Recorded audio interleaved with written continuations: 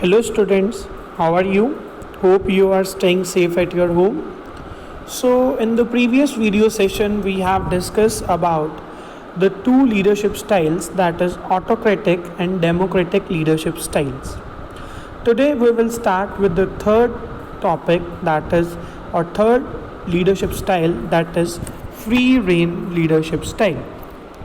तो थर्ड जो we can say free rein leadership style है, तो this leadership style is also described as a individual centred style. In this style, the manager or the leader takes little interest in the managerial functions and the subordinates are left on their own.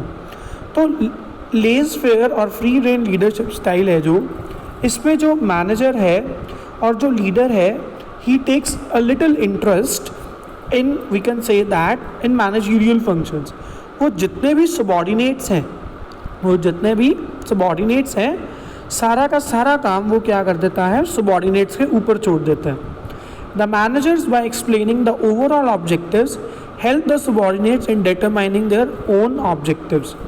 तो इसमें क्या करता है, जो manager है, जो leader है, वो सारा का सारा जितना भी ऑब्जेक्टिव है, जो ओवरऑल ऑब्जेक्टिव है, वो किसको समझा देता है, that is to the subordinates. And subordinates को फिर क्या है, अपने तरीके से उस प्लान को, उस ऑब्जेक्टिव्स को अचीव करना होता है. Apart from this they provide resources for work performance and if need be they also advise the employees. तो वो कहते हैं कि जो इसमें जो फ्री रेन लीडर है वो रिसोर्सेज भी प्रोवाइड करता है और वी कैन से दैट और एम्प्लॉइज़ को एडवाइस भी करता है. This style is absolutely different from the autocratic leadership style.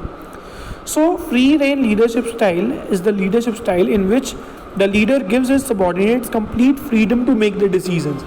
इसमें क्या है, जो लीडर है उसने completely freedom दे दी है कि आपको जैसे सेट लगता है आप अपने तरीके से decisions ले सकते हो. Like you have seen a picture, we can say that is laissez-faire leadership style. इसमें जो A, B, D, C हैं, ये आपस में ही क्या कर रहे हैं, कम्युनिकेट कर रहे हैं, आपस में ही ऑब्जेक्टिव सेट कर रहे हैं, और जो L है that is leader, they just supervising them. तो फ्री रेन लीडरशिप स्टाइल से फीचर क्या है, that is following are the features. Full faith in subordinates. A prominent characteristic of this style is that manager considers their subordinates capable, active and responsible individuals and have full faith in them. तो जो free rein leadership style में leader है उसको अपने जो subordinates हैं उसके ऊपर फुल फेथ है, उसको ये पूरा विश्वास है कि जो उसके सबॉर्डिनेट्स हैं they are full capable, they are responsible individuals and they can take the decision of their own. Second comes independent decision making system. In this style, the management related decisions are taken by the subordinate instead of the managers. यानी कि इसमें जो decisions हैं they are independently taken by the subordinate instead of the managers. They are independent to take the decisions of their own. They can however consult the managers. तो अगर ज़रूरत पड़े तो वो क्या है, अपने मैनेजर्स के साथ क्या कर सकते हैं, कंसल्ट कर सकते हैं. Next one comes decentralisation of authority. This style is based on the principle of decentralisation. Decentralisation का मतलब क्या होता है, पावर इन मोर हैंड. सो इसमें जो मैनेजर है, इसमें जो क्या है, दैट इज जो लीडर है वो क्या है, they are giving full freedom, they have given the authority to take the decisions of their own. तो इसमें जो मैनेजर है, जो लीडर है, उसने अपनी सारी की सारी जो अथॉरिटी है, सारी की सारी जो रिस्पॉन्सिबिलिटी है वो काफ़ी बंदों के हाथ में दे रखी है. Self directed supervisory and control. After having once explained the objective, the only job of the manager is to interfere only in adverse situation. एक बार जब मैनेजर ने सारा कुछ समझा दिया, उसके बाद जो मैनेजर है, जो सुपरवाइज़र है, वो क्या करता है, उनको सिर्फ और सिर्फ we can say adverse situation, जो बहुत कन्फ्लिक्टिंग सिचुएशंस होती हैं, उसमें ही इंटरफेयर करता है. बाकी सारा कुछ क्या होता है, जो मैनेजर्स हैं they are self directed, they are we can say supervised of their own. So these are some of the features of the, we can say that, free rein leadership style. Now come the advantages. So the first advantage of leadership style is free development of self confidence in subordinates. जब हम क्या कर देते हैं, सारा का सारा authority, सारी की सारी जो we can say that responsibility और अथॉरिटी सबॉर्डिनेट्स को दे देते हैं, तो उनसे उनका जो कॉन्फिडेंस लेवल है, जो उनका मोटिवेशनल लेवल है, जो मोरल है, वो क्या हो जाता है, डेवलप हो जाता है। दे बिकम सेल्फ कॉन्फिडेंट, उनको एक कॉन्फिडेंस हो जाता है कि हाँ जी हम भी कोई डिसीजंस ले सकते हैं। High level of motivation. When the manager gives the subordinates all the authority by showing full confidence. तो मैनेजर उनको अथॉरिटी क्यों दे रहा है, मैनेजर उनको रिस्पॉन्सिबिलिटी क्यों दे रहा है, क्योंकि उनको उनके ऊपर क्या है, फेथ है।